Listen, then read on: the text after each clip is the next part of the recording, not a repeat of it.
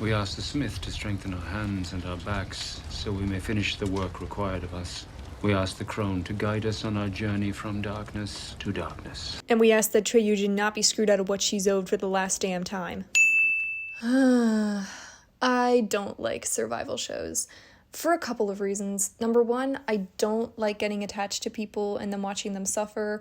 And number two, I hate replay editing. It drives me crazy. But what kind of 95 Theses magic has people nailing this damn show to my door every day? Every time that I log into YouTube, there are compilations of high notes and funny moments and worst onstage mistakes. There are comparisons between the original artists and rants about evil editing, and apparently half the contestants are gonna get axed next week. I haven't seen a single episode of Girls Planet, and yet I feel I've learned so much about it through sheer osmosis. And if I have to learn about this show, then so do you. Girls Planet 999 is a battle royale where 99 female combatants from various guilds compete in a duel to the death. A what? Really? Okay, scratch that. Apparently, due to the Produce scandal, the fights have been downsized. They're no longer to the death, just to the point of pain and humiliation. Each contestant is going to try to display proficiency in various skills, while the DMs try and make the players cry. The first episode alone violated the Geneva Conventions 5 times. The ultimate goal is to whittle down the combatants until only a polished party is left, capable of competing numerous adventures and surviving a treacherous campaign. Whether this party will be made entirely of paladins like Blackpink or a variety of classes like Red Velvet remains to be seen. Or everything's already been decided and the trainees with letters of nobility or guild alliances will be the only ones winning and the DMs will end up in prison. I will say hats off to the bards who wrote this song. It blows the Produce series anthems out of the water. Now, I don't know everyone in this competition as, again, I haven't seen a single episode, so here's a shitty PowerPoint of the people I like. Choi Yujin. Absolute favorite, Yujin hails from a once prosperous, now desolate and burning hellfield. She's already played a campaign with an established party, but the campaign is on indefinite ice because the DMs can't be bothered to get their heads out of their ass. She is a textbook paladin with proficiency in insight. While she may not have the most center time in her original party, she's proven herself a skilled fighter and a qualified captain. She's capable of leading a vanguard. She's fought her way up from the bowels of the Cube dungeons, and she's currently in the leading vanguard. Given her high wisdom, she's my choice for party leader. My next pick is Kim Hyerim. Her charisma is second only to her personal perseverance. As a cleric, she comes with Bless and Cure Wounds, which you could tell just from looking at her smile.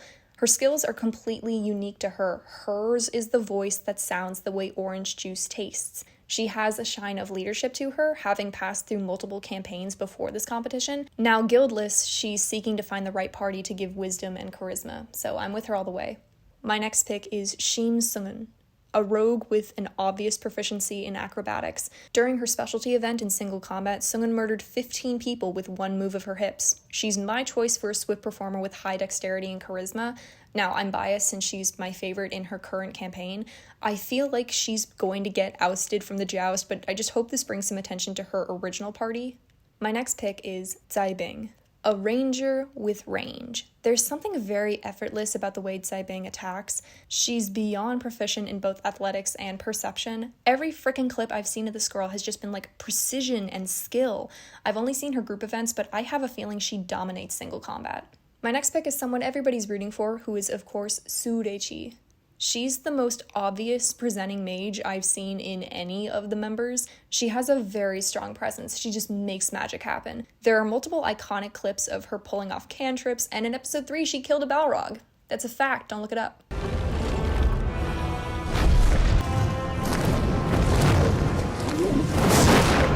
Su Ruiqi 听起来好像是 so rich。My next pick is someone who I don't think is going to make it into the group, but who I kind of ended up adoring anyway, who is, of course, Xia Yan. While she comes off like a quiet, long-range support, she actually delivers a really powerful unarmed strike. I think everyone was shocked when she picked up a bar stool and walloped the DM over the head in episode 3.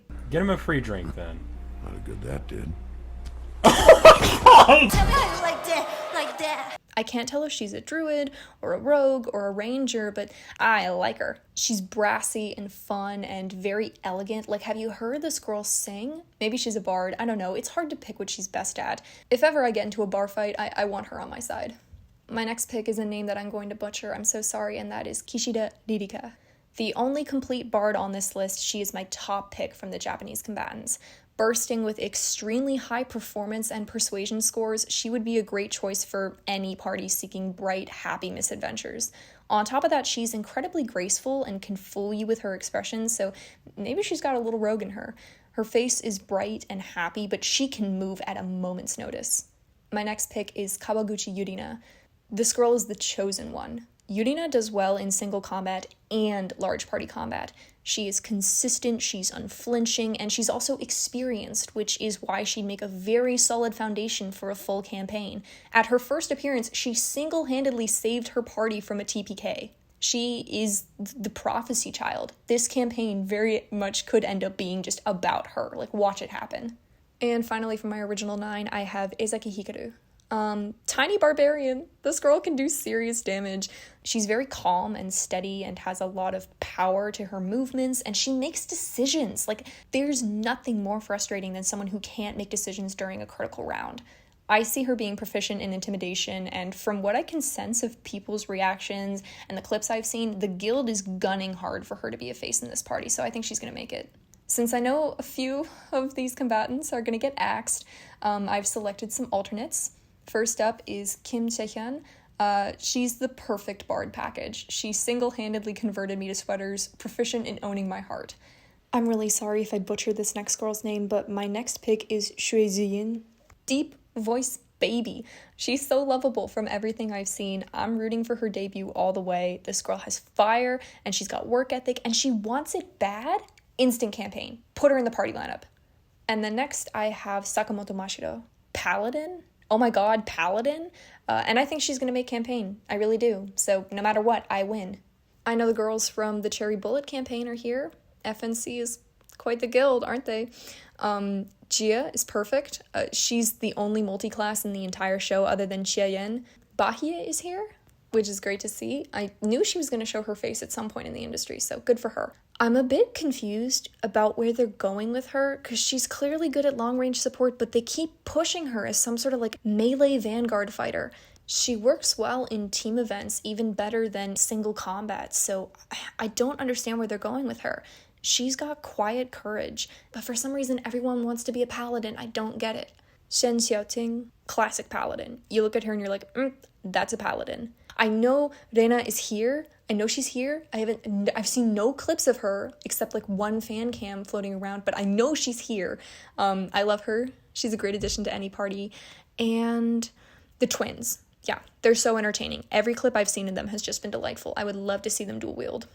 And that's everything that I think I learned about Girls Planet 99, so hopefully this is the first and last video I will ever make on a survival show, because everybody I love is about to get kicked out, so that's great. We'll see who levels up next time, and, well, you will, I won't be watching, but, and when the group debuts, I'll be happy because Yujin will be there. She will. She will. She will.